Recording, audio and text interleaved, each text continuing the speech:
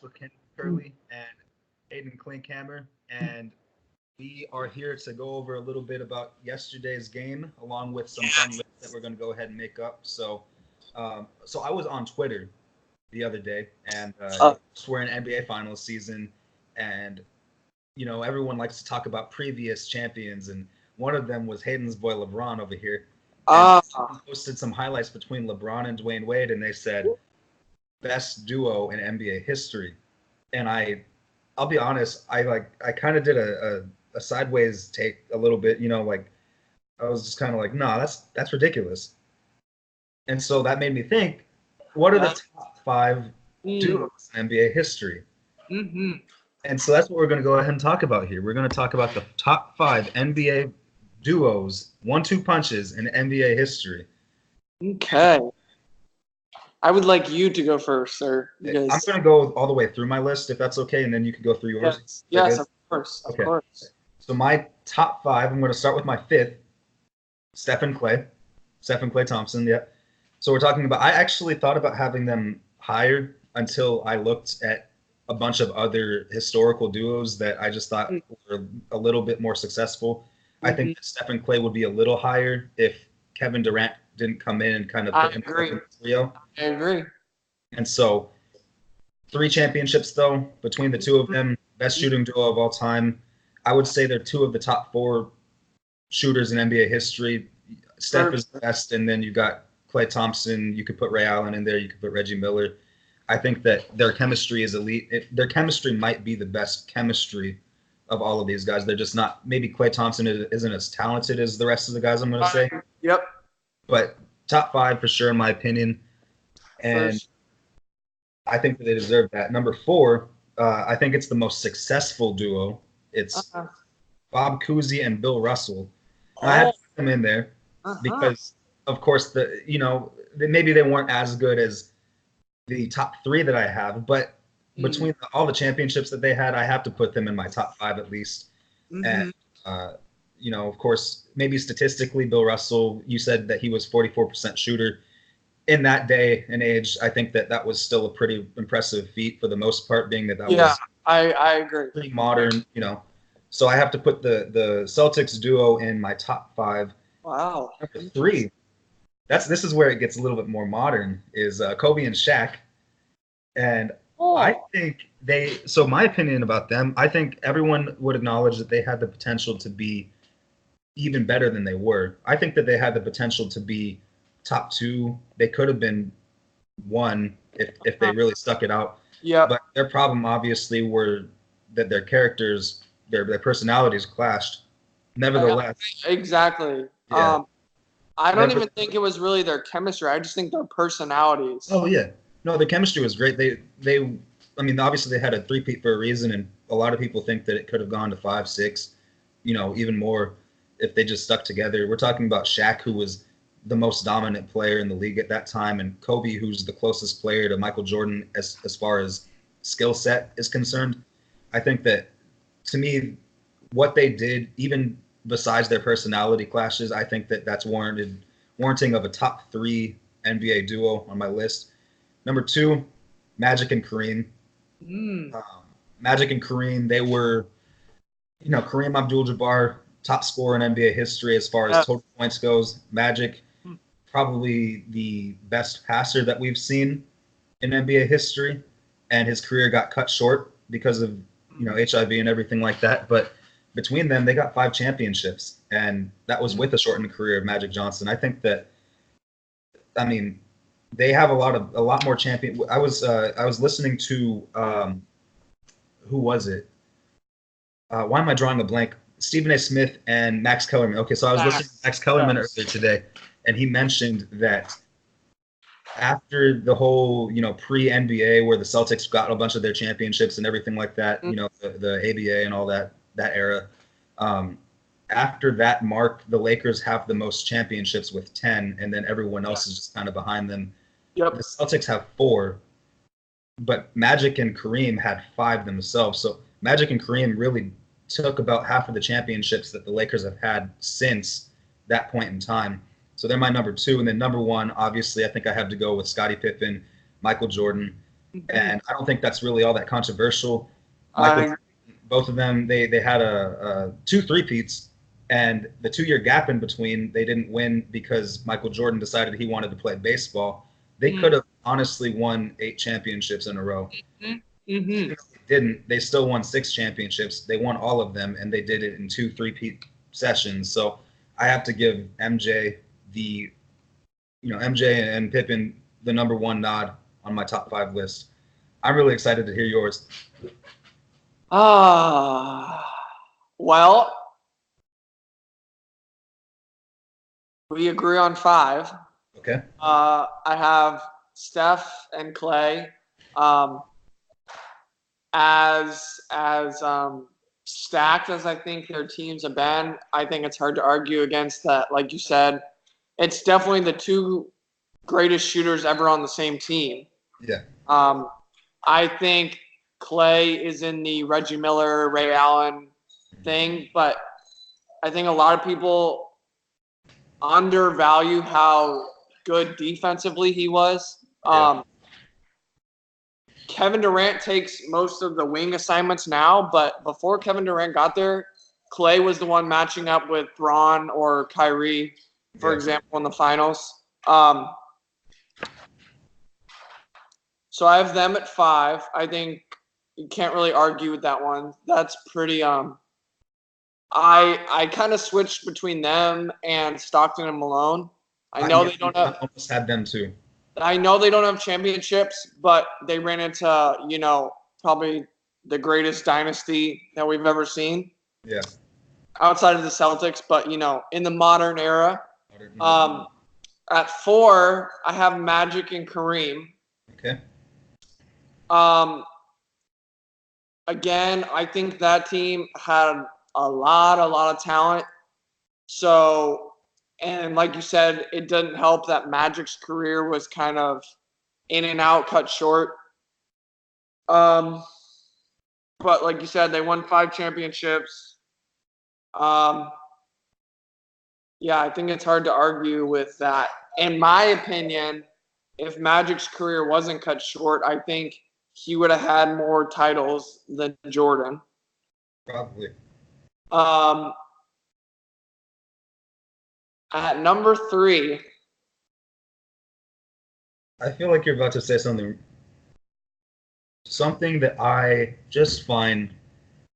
Get it out. Get it over with. Come on. I have Bron and D Wade. Gosh, man. Look, I thought about it. Hang on. In terms of pure talent-wise, you have to put them in the top 3.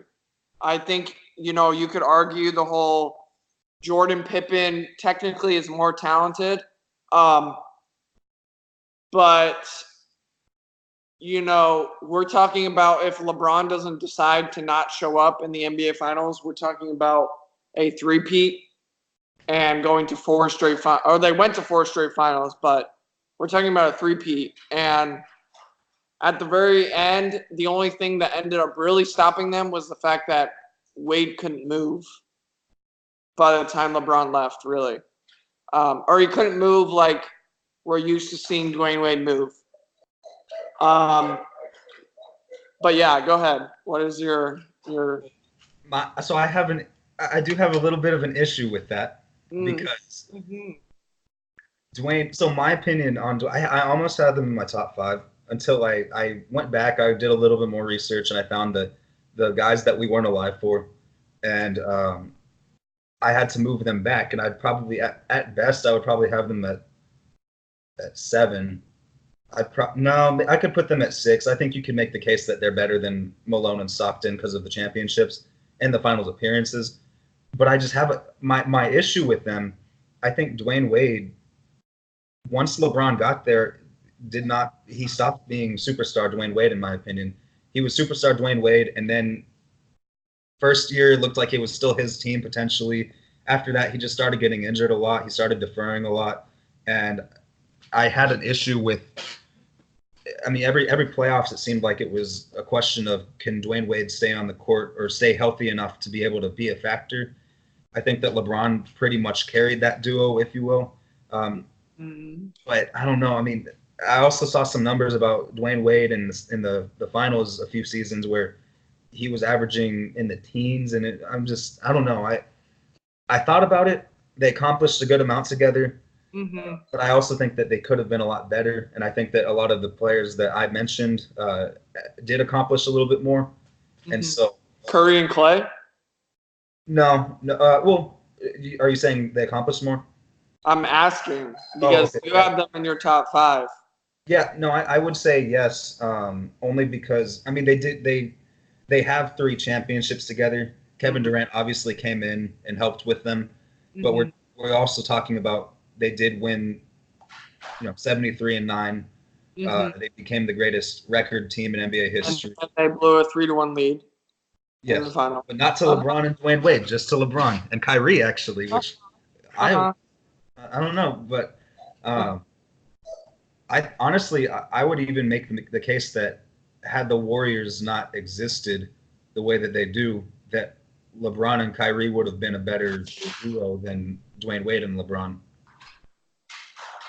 Championships they went to, you've got LeBron and Kyrie going back, and they came back from a 3-1 lead, and then if they didn't go up against the dynasty, I think that they probably win 2 or 3 of those championships, which is as many or more than Dwayne Wade and LeBron. That's just my opinion. I don't have any facts to back that up, but I think that Kyrie was better with LeBron than Dwayne Wade was with LeBron. For how many years was Kyrie with LeBron? Was it 3 or 4? 4, 3. 3? Okay, yeah. I think that Wade started off good with LeBron, kind of started to age a little bit. Kyrie remained Kyrie, in my opinion. I agree with that. But I think my thing with Dwayne Wade is, whenever they needed Dwayne Wade to come out and have a big game, he had a Dwayne Wade game. Especially their first title that they won. The second one, maybe not so much because, like you said, his knees were at that point really slowing him down. But even against the Spurs, he had a couple games on the road where he dropped like 35, and then a game at home where he had like 27, not huge type performances, but I think you could also argue the same for really any of the sidekicks besides maybe Kobe, Shaq, but that's just because they were really the only ones that had the ball. They were the ball dominant guys. Yeah. That Heat team had a lot of shooters. So I think what helped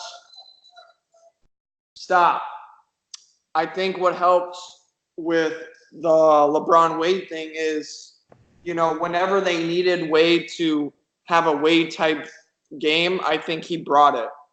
That's kind of my reasoning. I'm also probably a little biased, but Okay.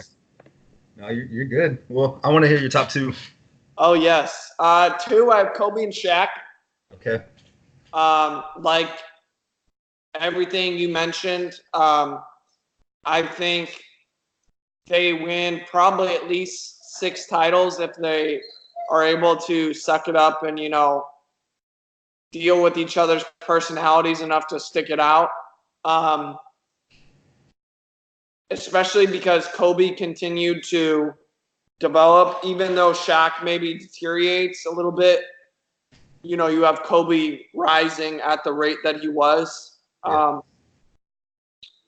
And then obviously number 1 is Michael and Scotty. 6 championships. I think Scottie Pippen does not get given enough credit for a lot of those championships. So yeah, I think the top 2 are kind of a step above the rest. Yeah, I think that Scottie Pippen, when we talk about Jordan and his dominance in that era, we also have to remember that while he was obviously great, the 2 seasons that he was out, the Bulls were still also really good because they had Scottie Pippen. One of the seasons, what were they, like 55, 56 win team? Yeah, they went to the Eastern Conference Finals against the Magic, and Michael tried to come back, and that's the playoffs where he wore number 45. Yeah, and so I think that you've got the fact that Pippen was able to do well with the Bulls without Jordan, and Jordan also needed Pippen to come in because before Pippen came in, the Bulls weren't all that good. Yeah. And so I think that that's what makes them a great duo is the fact that they were each other's missing piece. And I also think to their credit, they had plenty of personality clashes on that team because Jordan wasn't the easiest player to play with. For sure. But unlike Kobe and Shaq, they found a way to get through it. Part of that might have been Phil Jackson, although I guess Phil Jackson was with Kobe and Shaq, so never mind. But they were able to get through it, and so I think that there's something to be said about that. I completely agree. I think Pippen is one of the more underrated stars that we've seen in history, in my opinion. But yeah, no. Do you have any last thoughts? No, I think that's my big one is, a lot of people act like, Michael Jordan like carried these like scrub teams to 6 championships, and I think people forget that, 3 of them they had Rodman, 6 of them he had Scottie, and like you said, before Scottie got there, yeah, he scored a bunch of points, but he didn't win much. He made the playoffs, but would Which never. Is notable in itself, but it's what we remember Jordan for. Yeah, exactly. So yeah, I think that's my big point on that is I think Scottie doesn't get enough credit in terms of winning those 6 championships. Well, we can agree on that. Well, moving on to the next topic. So another thing that I was thinking about here with all this free agent rumor stuff going on with Kyrie potentially going to the Nets, and then now they're saying that Kyrie could possibly just follow Kevin Durant wherever he goes. A lot of rumors are going on, and it got me thinking there are a bunch of teams with max slots open. So the Nets have 2. Indeed. Actually, if they make some more moves, they have enough for 2 max players. They probably will. I would guess so. The Knicks have 2 spots open. The Clippers have 2 spots open. The Lakers have 1. The Mavs have 1. A lot of max spots are open. We could see a lot of movement. And so I'm really, really looking forward to this free agency. So I want to go ahead and discuss what the top 5 teams with the most to gain. That's my my topic. Who they are. Who are the top 5 teams? And so I don't know if you start. This is for all of offseason. This is not just for free agency, by the way. You know this, of course, but I want to emphasize this to anybody who's listening. This is all this is free agency, trades, draft, anything. So, do you want to go ahead and start? Do you want me to start? Speaking of anyone that's listening, let me just shout out the listeners from Berlin, Germany. No way. Dude. I just like that. That's impressive. Kudos to y'all. Thank y'all. Yeah. That's really cool. All right. Am I starting or are you starting? I can go ahead and start if you want. Hey, let's hear it. So my 5th team, I actually thought about this for a little while, and I'm really intrigued with what could possibly go down with their offseason. I'm going with the Grizzlies. So the Grizzlies have the 2nd overall pick. Indeed. They're probably going to get Ja Morant, and I really like Ja Morant. But on top of that, the Grizzlies also have Mike Conley, and they're both the same position. And I think you could maybe keep them on the same team. But a lot of the talk has been that Mike Conley could be on the move for other pieces. And so I'm really interested to see. You've got Jaren Jackson Jr. right now. You can add another young star with Ja Morant, and then you could add other pieces. It doesn't even have to affect them immediately in this season. It could be future draft picks. It could be, something to do with maybe the Suns would be interested in taking Mike Conley. I don't know, but I think that the Grizzlies really, really lucked out with this draft lottery because I think that their future is projecting in a very, very upward I agree. trajectory with just the number 2 overall pick and Mike Conley. Well, yeah, that changes a lot. Having Ja changes, or having the opportunity to take Ja changes a lot for sure. I think that Ja actually. So I don't think that he will be better than Zion, but I think that if Zion doesn't live all the way up to his potential, Ja could actually. But Ja does. Ja I could agree. be better. Well, I think point guard is really important in the NBA.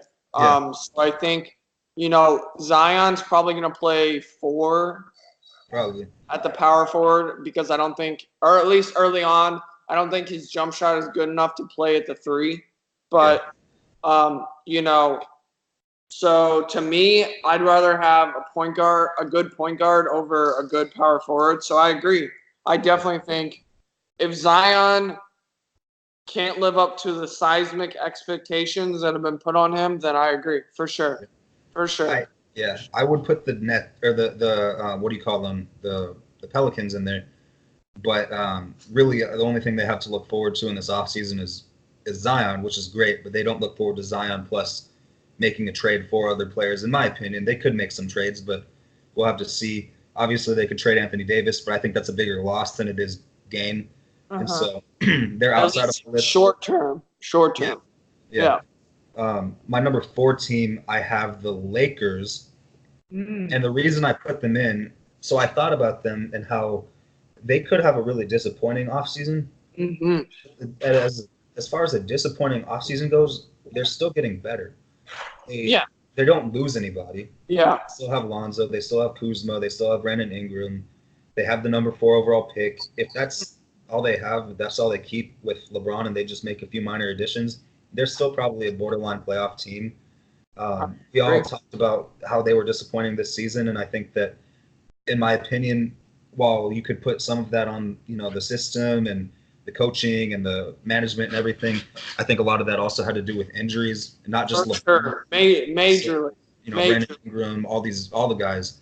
And so if you have a healthy Lakers team coming back, I think that they could just get better just from the number 4 overall pick. But aside from that, I mentioned that they have a max slot, so they could get someone like Jimmy Butler or Vucevic or a few guys. I'm not saying get Vucevic with a number 1 with the max slot, but I'm just saying you could get some guys. Yeah. You could also trade the number 4 for Bradley Beal. They have a bunch of options that people are overlooking just because they're probably not going to get Kawhi or they're probably not going to get Kyrie. Just because they're not going to get those guys doesn't mean that they're not going to get other guys. And so I think agree 100%. Just the possibility alone of getting Bradley Beal and then being able to buy someone like Vucevic, pairing those 3, I think that's a lot that the Lakers could possibly gain. So that's my number 4 team. My number 3, I've got the Dallas Mavericks. So the Dallas Mavericks, I think this is a little bit of a cheat, in my opinion, because the Mavs were bad last season. They were the 7th worst record, I'm pretty sure. But a lot of that had to do with the fact that Porzingis was out.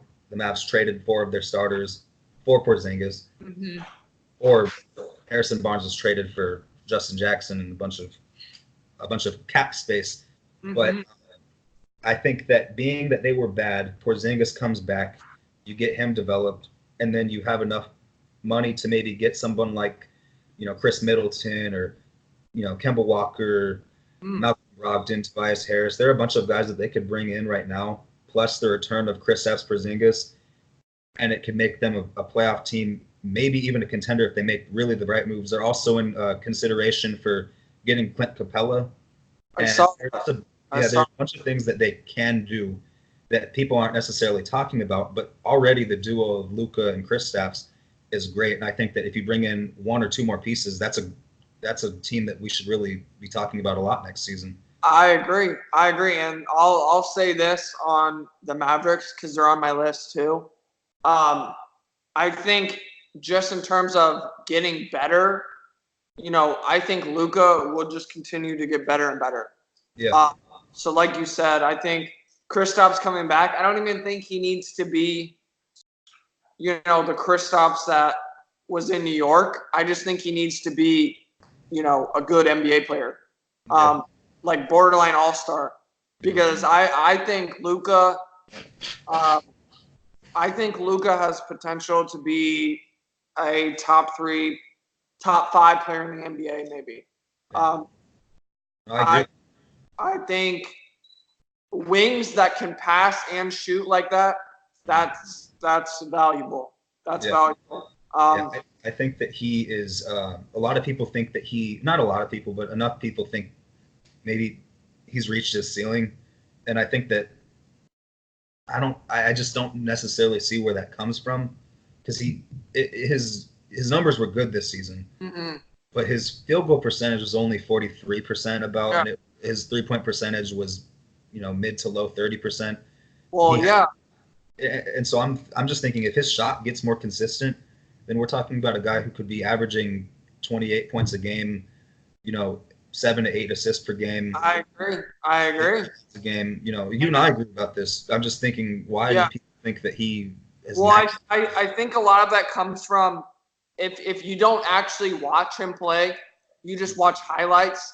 He's not the most athletically gifted. Yeah. So I think people assume because he's not athletically gifted that his ceiling is not high.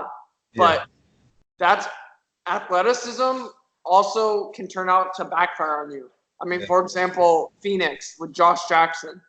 People were so excited about how athletic he was. He's literally, they benched him at the end of the season. A rebuilding team benched a prospect. So I don't think athleticism is everything. And I think Luka's numbers in terms of efficiency will just go up based off the fact that, defense, they won't have all 5 guys watching him. Yeah. I mean, no offense to the rest of the Mavericks last year, but if I was playing defense against the Mavericks, the only person I'd be watching was Luka. So I think that will continue to rise as, obviously they made good positions by trading for Kristaps. They have the ability to get a max player. I think the pipe dream would be Clay, but I don't think Clay leaves. So I think even settling for Chris Middleton or Malcolm Brogdon, who we're both very high on. Yes. I think that makes them a ton better.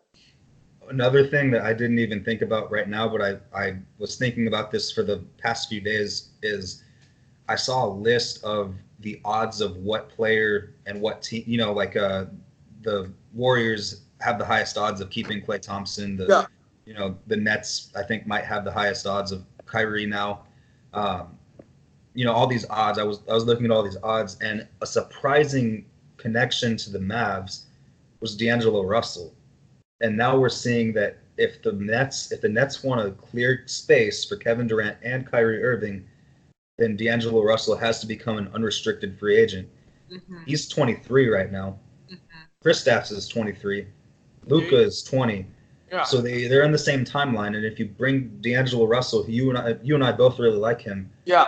That could be a really solid trio right there. I agree. So I didn't even think about mentioning him, but that's a possibility that I would really like to see. My only concern with that would be, I think at the other 2 spots you would have to find 3 and D guys. Yeah. Because I don't think Luka will be bad defensively, but I don't ever think he's going to be, a great stopper. D'Angelo Russell doesn't show enough effort on that side of the ball. Kristaps is a good shot blocker, but also a lot of times he's out of position. So I think with that, I definitely like the star potential of that. Yeah. Because like you said, me and you love me some ice in the veins, D'Angelo. So I agree. I agree with that. I just think for that, it would have to be filling out the other 2 spots with good role guys. I've thought about that too. I don't want to keep talking about the Mavs too much, but some of the guys that I was thinking of were Patrick Beverley. You could put him. He's an interesting one because he's a point guard, if you will. Yeah. You don't need him to play point guard. Yeah. If you have D'Angelo Russell, he can just be a 3-and-D guy and then defend the point guard. And then you got Al-Farouq Aminu, who's a free agent. Yep. You got a lot of defensive free agents, I think, who can make the team I better. agree. But I do agree with you. They need to fill in for the defensive lack thereof. And yeah, I agree with you. But I will move on to my second team on this list. It's the Brooklyn Nets, and it's because obviously they're linked to Kyrie Irving, they're linked to Kevin Durant, and they even have D'Angelo Russell. I'm not going to say that gives them much to gain because they already have him, but just being in the conversation for both Kyrie and KD are huge. And so at worst, they're about the same team as they are now. At best, they're a championship contender and one of the best teams in the East. Yep. So I think that they have to be in my top two. My number one is the Knicks. Now, I actually think that the Knicks probably won't have as successful of an offseason as the Nets. As at least as of now, sounds like the Nets are probably going to be more successful. But I think the Knicks have the most to gain because for sure, third overall pick. Yep. They could get KD and Kyrie. Yep. And that's already more than the Nets. Yep. But aside from that, they could also get Anthony Davis and KD and Kyrie. So I don't think that I'm iffy on that one just because we haven't heard much about it. But I do think that just the possibility alone of getting Anthony Davis and Kyrie and Kevin Durant, that makes 100%. 100%. We are completely in agreement on that. Yeah. So my list has the exact same 5 teams, but in different order. Okay. At 5, I have the Mavs because for me, they kind of already have their 2 main pieces. Unless, they pull off a shocker and get like Clay or someone like that, then I think, at worst, they're better than they were this year. But like I said, I think for me, it also depends on how they fill in the other 2 spots. 4th, I have the Clippers because I almost had them. Yeah. Oh, so I guess we do have a different one. Yeah. Oh, you had Memphis. Yeah. I had Memphis and I had the Lakers as well. I'll tell you why I didn't have the Clippers after you're done, but I want to hear this. Like you said, they have a max slot. I think in terms of, being more, they looked better than the Lakers this year. Hang on, give me a sec.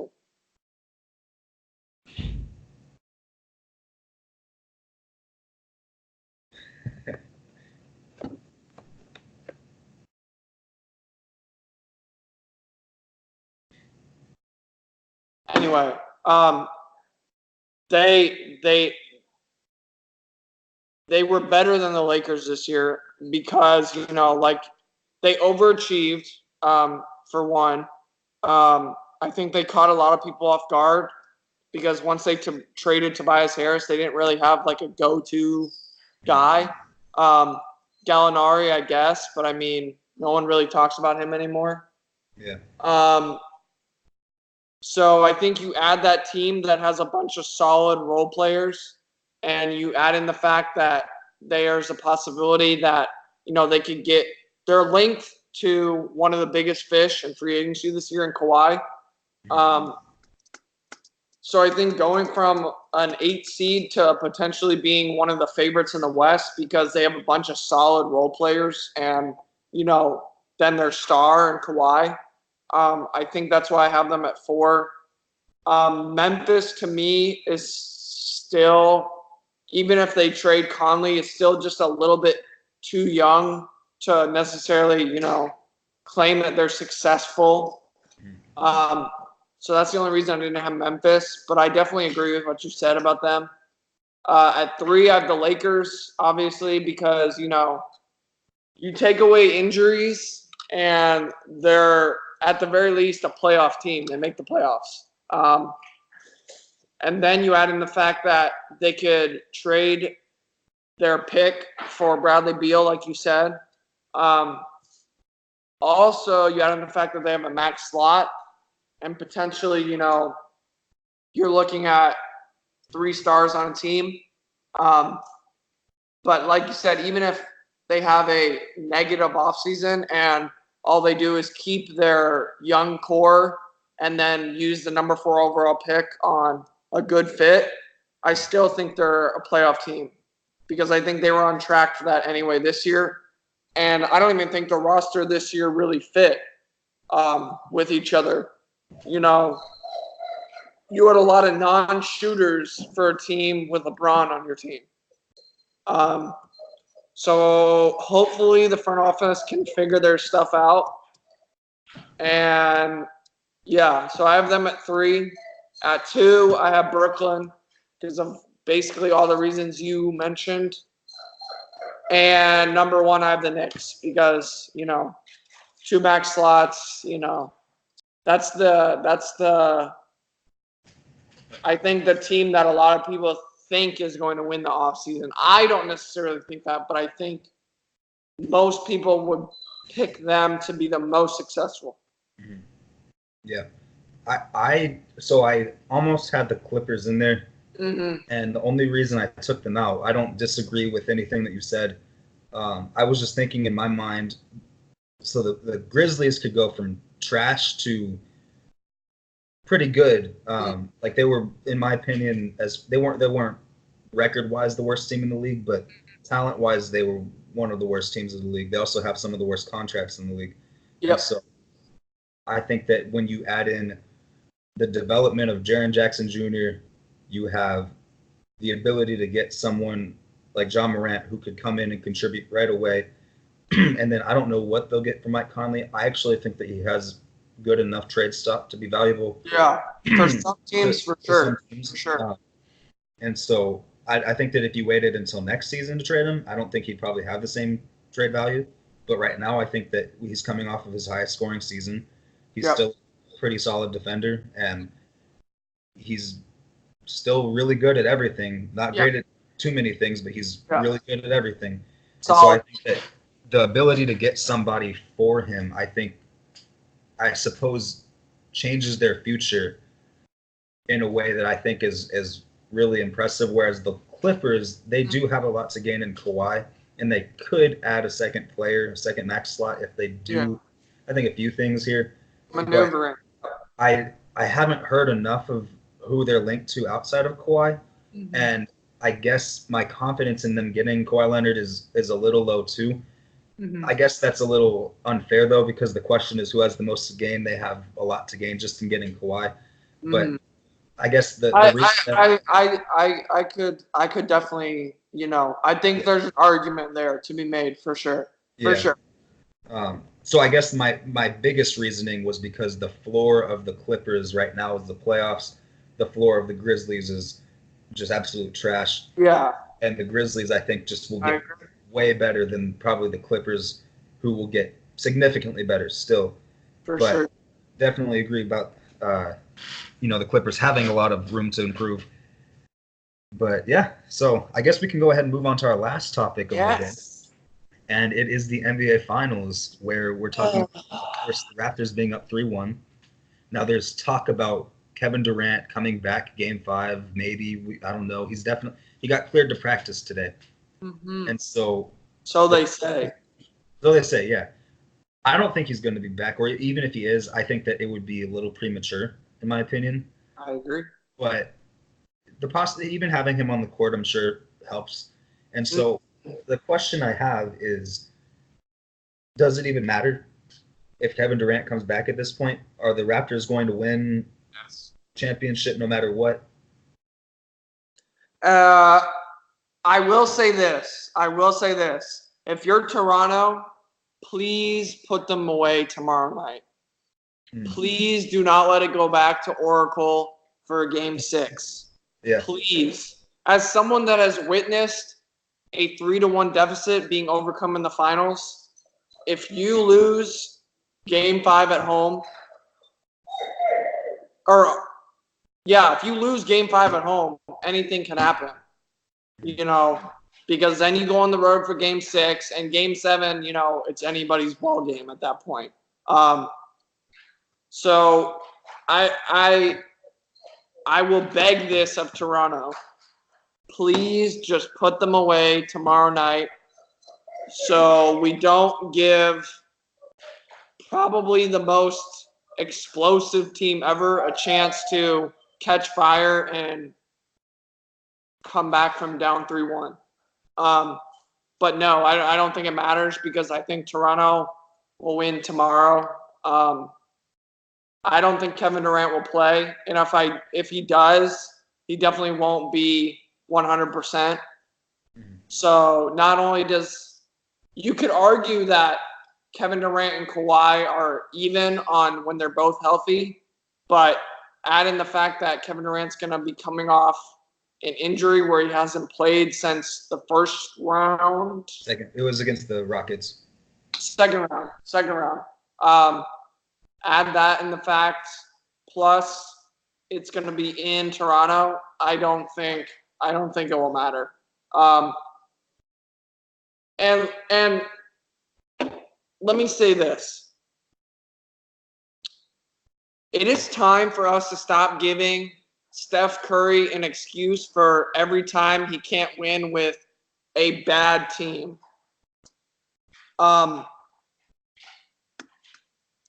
For example,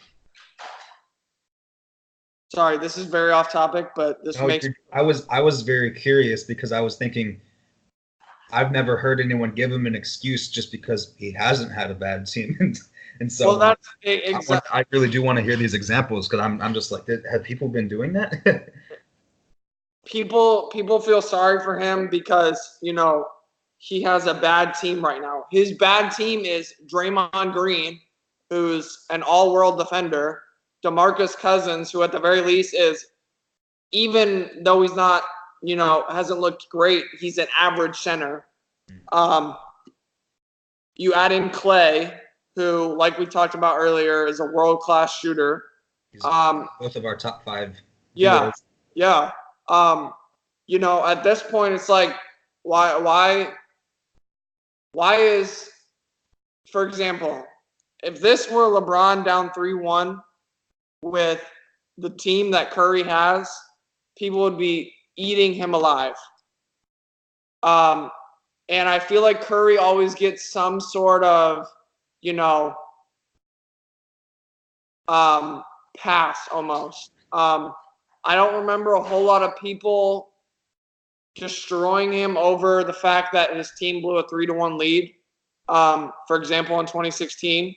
I don't remember a lot of people talking about how really it's been Kevin Durant who's been the best player in the finals for them the last 2 seasons that they won it.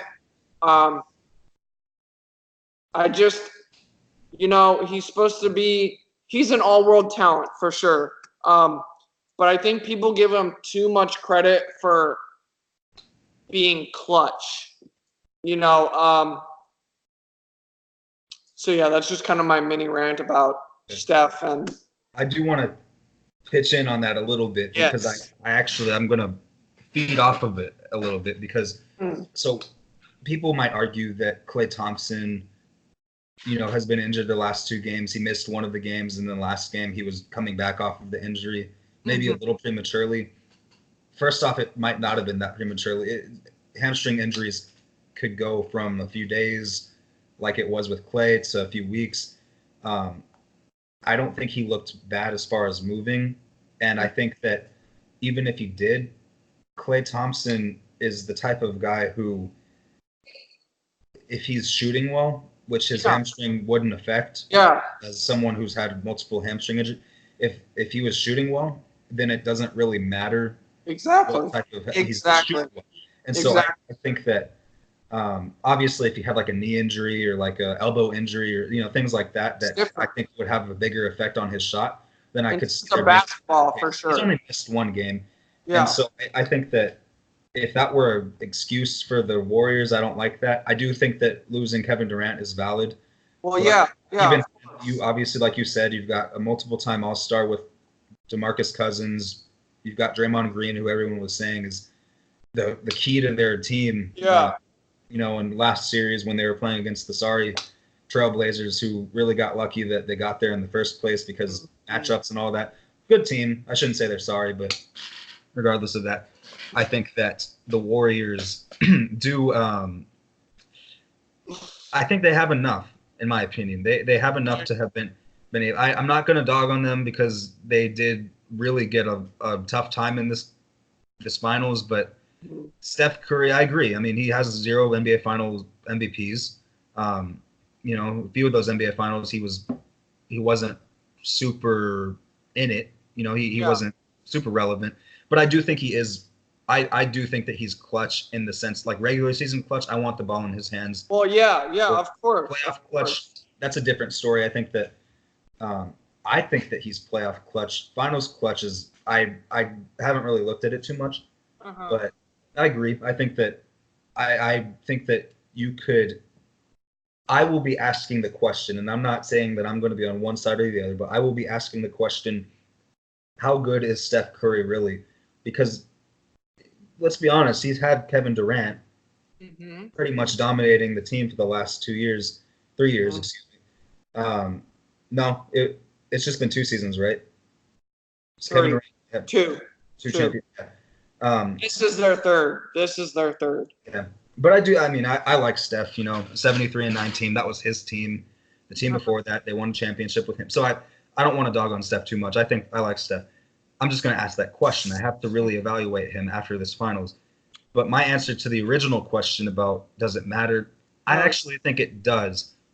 Only because so I don't think Kevin Durant personally is back to the full health that he was. But I could be wrong. And if I'm wrong and they win that game 5, just like you said, then I think that this is still a winnable series for the. Oh, for sure. If the Raptors do not put them away, I almost would flip my pick to the Warriors. I almost would too. It just depends on how Kevin Durant, how ready he is in this game. I agree. Like I said, I don't think that he will, but I do think that it matters that he's coming back because there's that slight chance that he still can go off, and that slight chance is slight enough of a chance for them to be able to win the entire series. All right. That said, I'm not changing my prediction. I think the Raptors are going to win this series. I think they're probably going to do it tomorrow. I think that it's very unlike Kawhi to blow a 3-1 series, 3-1 lead. To me, Kawhi is. I was just telling my roommate this yesterday. I think that he might be in the conversation for the most mentally tough player that I've ever seen. I didn't watch Jordan that much, so I couldn't really. I can't attest to that. But as far as mentally tough players that I've seen, I don't think that Kawhi ever falters in the big moment. He has the same mentality every single game. He plays defense every single play. He plays offense every single play.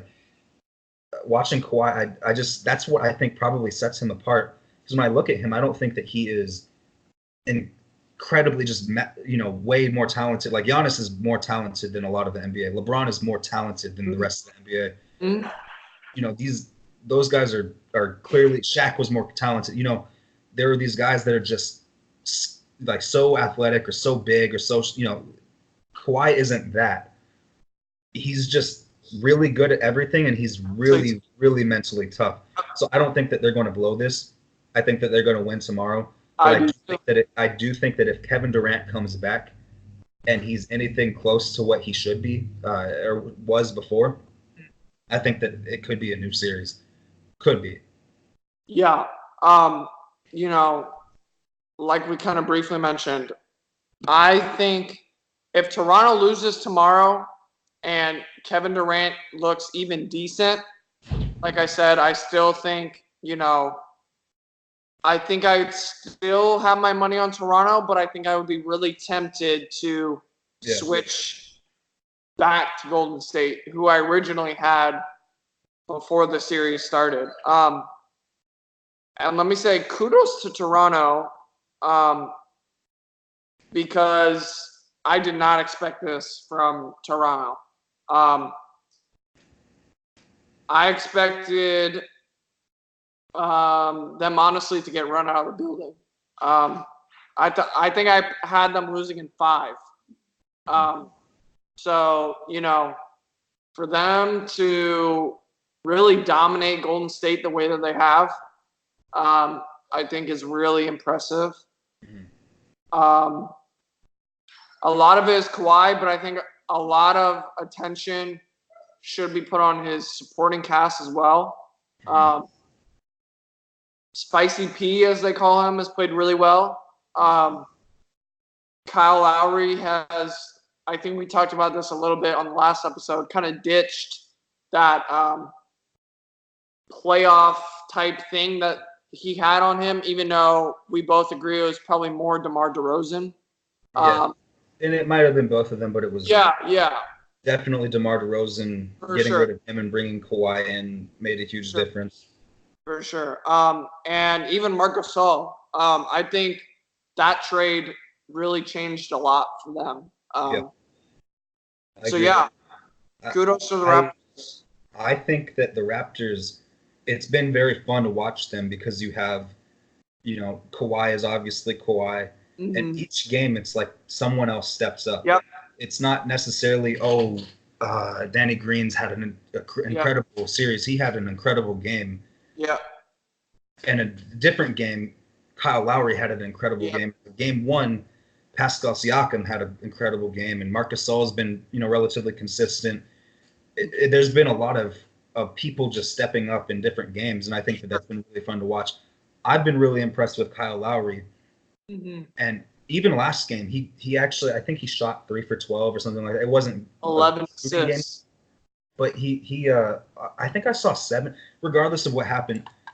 Was it 11 or so? I'm going to look that up real quick. Yeah. Regardless of what happened, he had an assist. And even if he didn't have assist, in watching him, he made he just made big passes. Even if it didn't turn into assist, it turned into that man finding the next man to make the assist. Kyle Lowry, I think, became the facilitator this season. Well, actually, I think he was definitely top 3 in the league in assists. But last game, I just saw him make so many smart plays that you might not see in the stats. I agree. Heck, I'm on ESPN right now. I didn't even see this earlier, but I'm seeing in the story, the thing on the left, the story bar, Kobe's detail, Kyle Lowry. You know how Kobe nitpicks at the little things. Kyle Lowry, Kobe agrees with me. So he agrees with you too. We've talked about this. Yep. So I've been really impressed with the Raptors. I also want to say shout out to me because I picked the Raptors to win in 7. Now, it could happen in 7. I think it'll probably happen in 5, but I am really happy with Good job. However, I had the Bucks winning the championship a few weeks ago, so I don't want to pat myself too much on the back. The only person that I know who has called this, if the Raptors win tomorrow, the only person I know who called it correctly is his name is Josh Nebo. He's a player for A&M actually in basketball, and I just met him a few weeks ago. We talked about basketball. I was like, he's a basketball player. Well, we can talk about the finals. Mm-hmm. And he said, I was like, he's gonna win. He said Raptors in 5. I'm like, what? And so he's the only person I think no one really saw this. So shout out to him. Oh. But yeah, that's really all I got. Raptors have been impressive. Best duo of all times, MJ and Pippen. Yep. Well, if you've listened to this far, thank you. And we'll see y'all in the next few days. We do have a Twitter page. I want to promote that. I know some of y'all probably have heard it. Some of y'all haven't. At Lunch Sports, give us a follow. Give us a DM. If you want to troll us, I don't care. We'd love to have you as a follower. That'd make it really fun. So follow us at Lunch Sports. We'll see y'all in the next few days. Yep.